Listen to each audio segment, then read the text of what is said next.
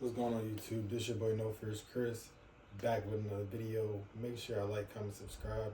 You already know No Fears. We do not fear our future. We create our future with our mind, body, spirit, and positivity. Today, man, I'm gonna talk to y'all about and teach y'all some financial literacy. I can't even say it. Financial literacy skills, one-on-one stuff that I learned throughout the years that can probably help y'all. Step one, man, with financial literacy, man. Step one with financial literacy. All right. So we're going. I'm not trying to keep spelling financial literacy, so I'm gonna put FL. Financial literacy. I don't know if I spelled it right. Financial literacy. Number one. Be a producer. Now, what do I mean by that? Be a producer. Be a producer means produce. When you produce something, you either selling or creating content.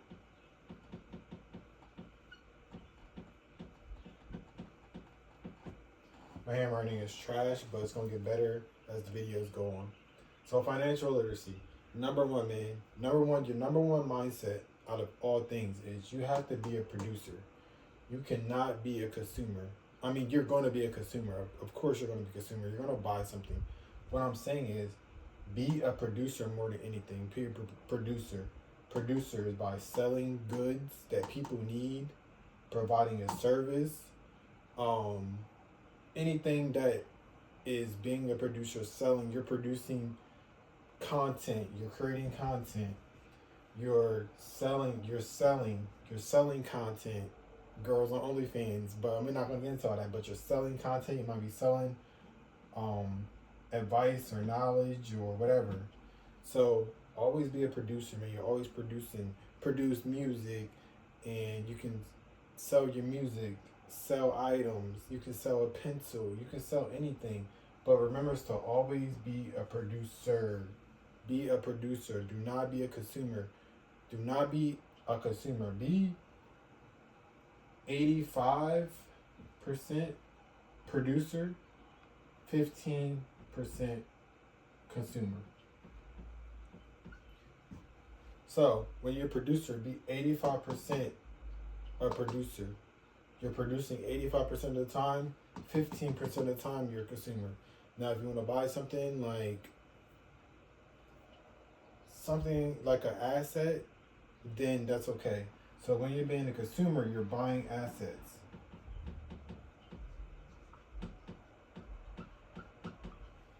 %, you're buying assets. Do not buy anything that's not an asset. An asset is food, gas, cell phone bill. If you're renting out a house, if you bought a house and you're renting out, that's a huge asset. But basically, asset is stuff that you need. So asset / needs. So 15%, 15% consumer should be go to spending money on a down payment on a house that you want to rent out. That's money spent. That's being the consumer. You're spending money. Anytime you're spending money, you're a consumer. And spending money on needs is all part of the 15%. Gas, groceries, cell phone bill. You need your cell phone. If you need some underwear, buy some underwear. That's needs. If you need body wash, deodorant, toothbrush, toothpaste, those are needs. That's 15%. But the other 85%, 85% of your time, 85% of your energy, 85% of your money should be being a producer. You have to be a producer nowadays. If you're not a producer, I don't know what you're doing. You're probably depressed, working at an office job, or you're probably depressed. You're doing something. But you have to always remember, in financial literacy, be a producer, not a consumer. Because when you're a consumer, you're going to lose at the end of the day. Because you're going to keep buying. You're going to be emotionally buying stuff that you don't need. So number one, to get that in your head in financial literacy is be a producer, not a consumer.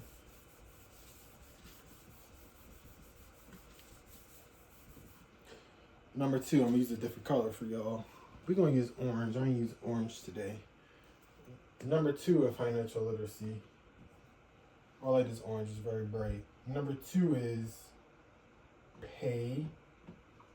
Is it pay off? Yeah. Pay off credit cards, loans. Alright, so number two in financial literacy is pay off your credit cards and your loans. Credit cards and loans are killing you. So let's say you owe $1,000 and you paying the minimum payment of $25 a month. All right, so you got your credit card limit is $1,000. You're maxing it. You max off your credit card limit at $1,000. So your max credit card limit is $1,000.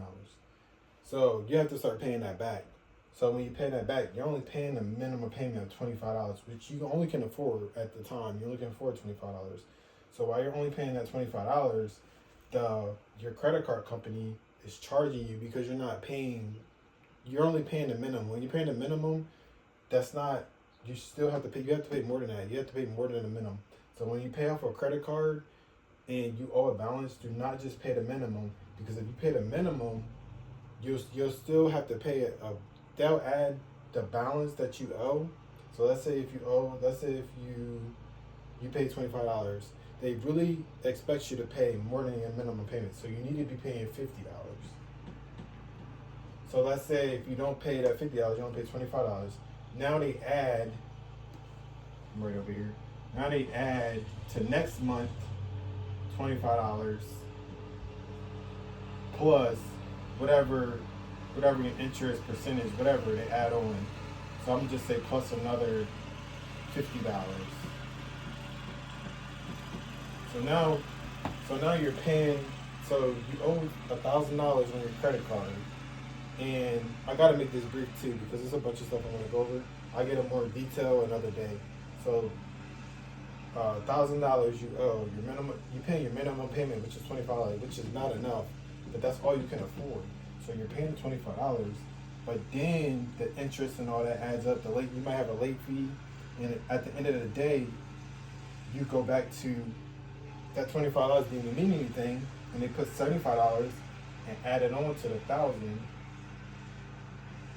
So now you owe $1,075 on your credit card, and you pay the minimum payment, but they're making money off you each month. This is how they make their money.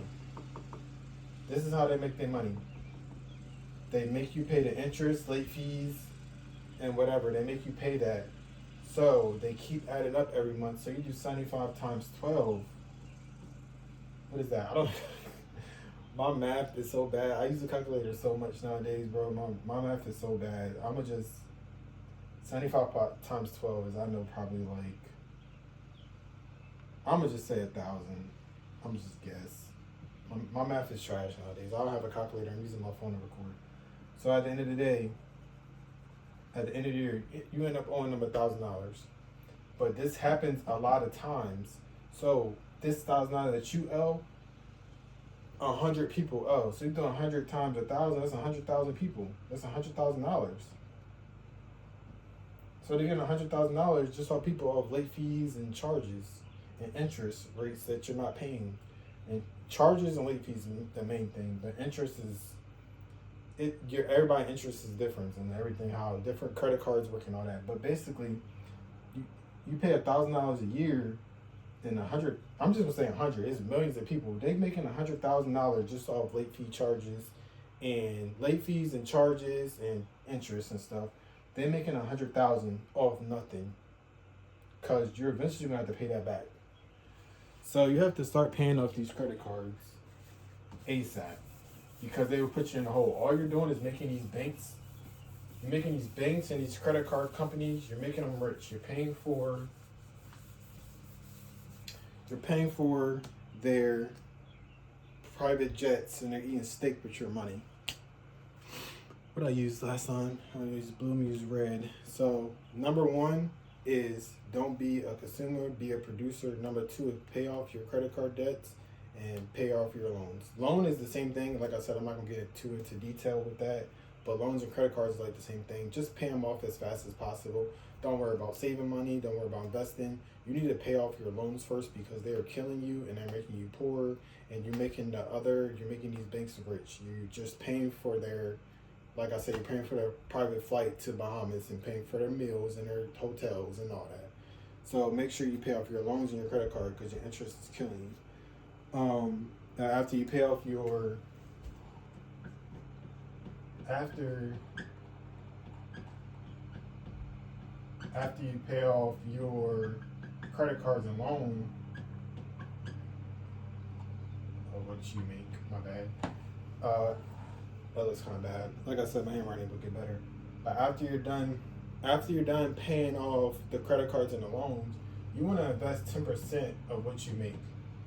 So if you make, like I said, I don't have my calculator, bro. So these are all estimates. So if you make, so let's say your paycheck, let's say you only get $1,000 for your paycheck this week. 10% of that is what? I think 10% is $100. I think so. Like I said, this is an estimate, but you get what I'm saying. So if you make $100 this week, 10%, $100 goes into the stock market.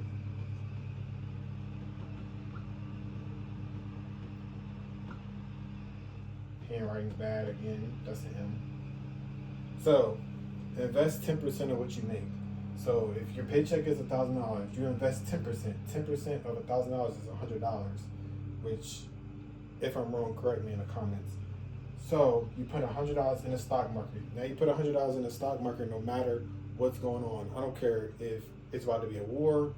I don't care if Trump got shot or whatever. Whatever happens, you put $100 in the stock market no matter what. Like I said, if you make $2,000, you'll put whatever 10% of $2,000 is. Each and every time you get paid, you put that same amount in the stock market no matter what. No matter if it's red, green, purple, orange, you put your money in the stock market and you let it over time. You want to see how fast you'll be at $1,000, then you'll be at 5,000, then you'll be at 10,000, and then they'll keep going up because the stock market only increases over time. If you invest in the right stocks, so if you want to invest in the right stocks, comment below what stocks you want to invest in, and I'll let you know in the comments. But you want to keep investing in stocks, and your money will pile up, and over the years it will add up. This is one thing I wish I learned. I wish I learned to invest in stocks at an early age. I didn't start investing in stocks until I was around 28. So that was if I would have started at 18, which my daughter will start at probably when she's 6 years old. She's going to be investing in the stock market. She's going to learn 10% of what she makes is going into the stock market at a young age. So if you don't want to do this, or if you just start doing this, make sure you teach your kids this because it will help you at the end of the day. All right, we're gonna get on to the next topic, which is those are the important ones, but this is the last one. Like I said, I don't want to make this video too long. Just want to go over the main things.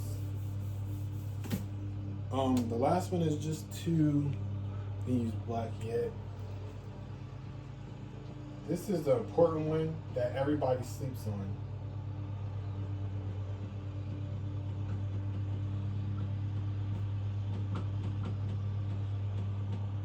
Keep cash at all times. Keep cash at all times. No matter, I don't care how much money you have. I don't care if you have $100 to your name right now and it's in your bank, take out $50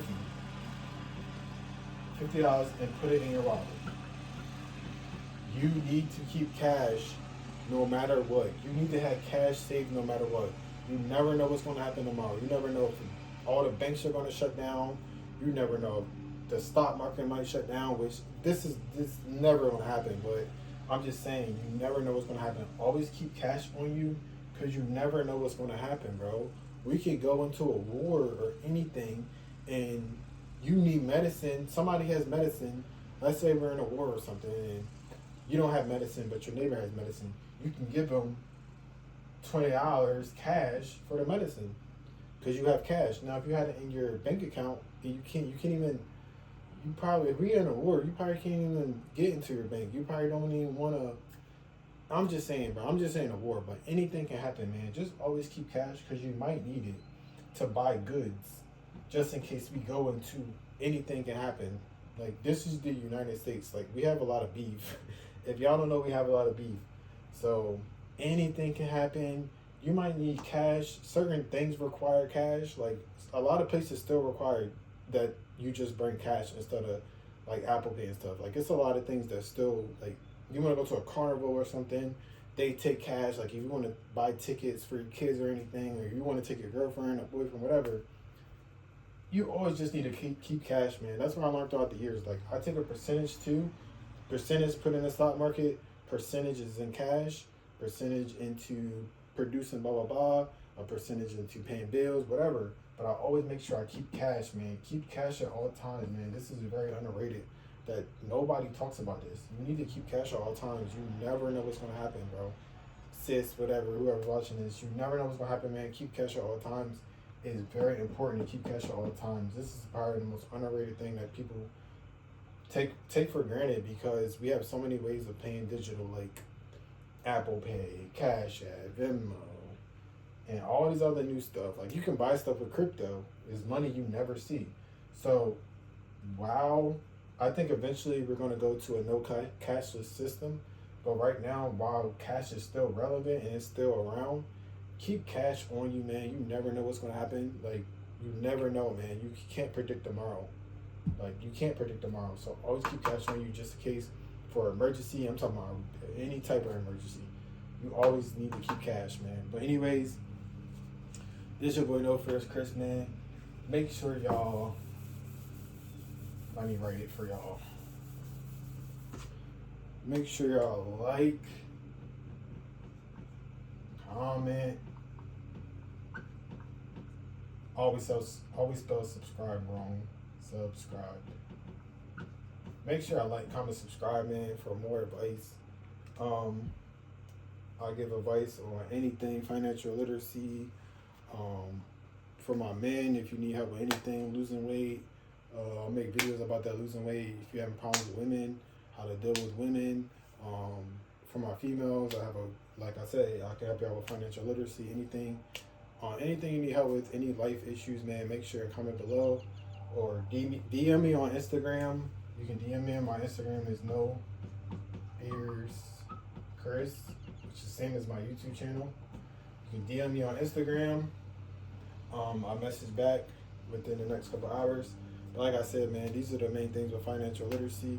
We have a bunch of more things to talk about. Like I said, that I can get more into detail, but I don't want to get that into detail with everything. But the next 3 videos will be more detailed about each subject. But anyways, make sure I like, comment, subscribe. I'm out.